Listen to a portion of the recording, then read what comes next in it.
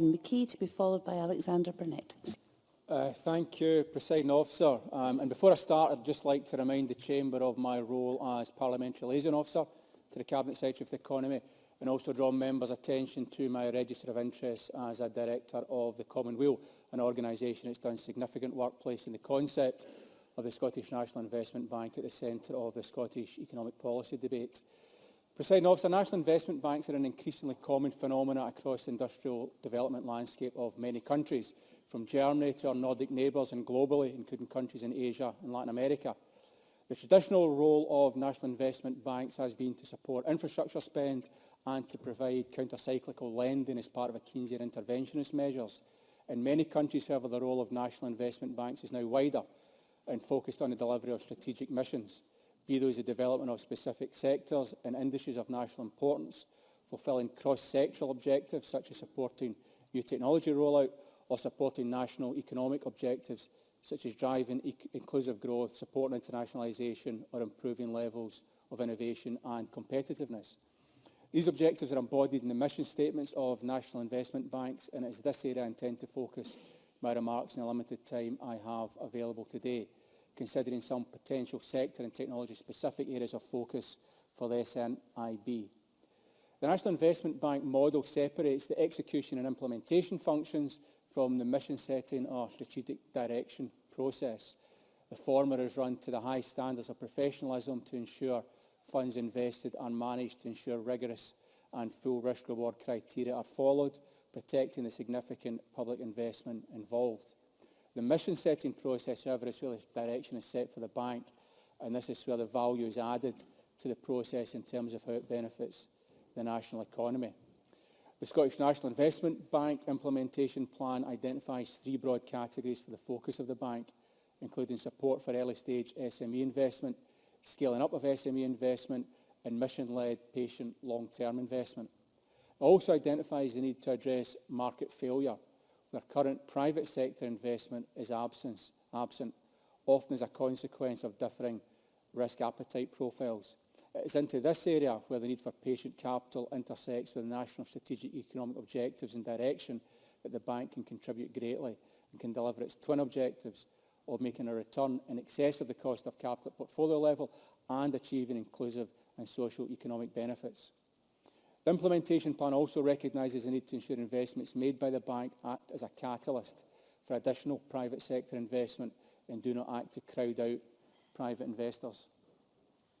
Mission setting, as I've said, is key to the long-term success of the SNIB and of how much it can contribute to Scotland's economic growth. It gives us the ability to focus on building specific sectors tailored to our economy's strengths and opportunities. This includes not only the need to support the creation of new sectors and technologies, but also the creation and shaping of markets for the products and sectors services generated by those new industries. Scotland has no shortage of sectors where we can leverage strengths, combining industrial capability, brand recognition and academic excellence. These include life sciences, food and drink, tourism, renewable energy and creative industries, to name but a few.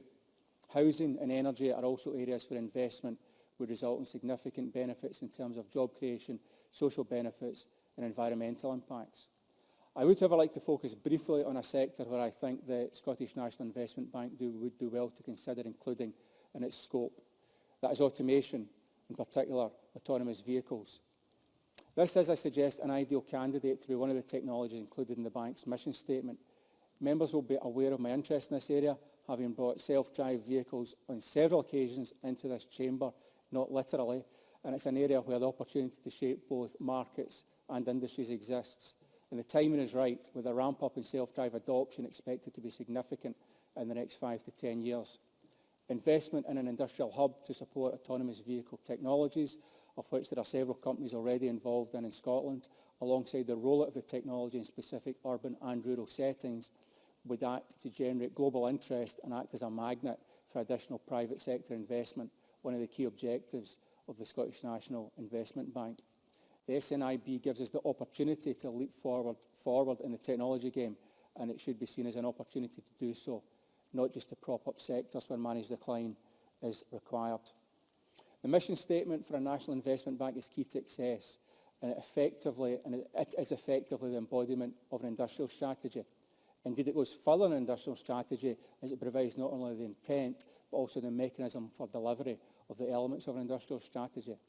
Some comments have also been made previously on the cluttered landscape of investment support, notwithstanding the fact that different challenges require different tailored investment solutions at different times, and having different investment support opportunities available to business can be of benefit to those businesses. The implementation of the Scottish National Investment Bank will actually serve to simplify the current landscape. It will, as the implementation plan makes clear, consolidate several existing investment provisions under one roof. In conclusion, Presiding Officer, in an environment where many significant levers of economic control, including those impacting macroeconomic policy, are not under the control of our national parliament, it is essential that we take every opportunity to drive inclusive growth in Scotland. The Scottish National Investment Bank is one such significant step in that direction, building up the Scottish economy, following a model that is well tried and tested internationally, and I look forward to the rollout of the bank and the benefits it will bring.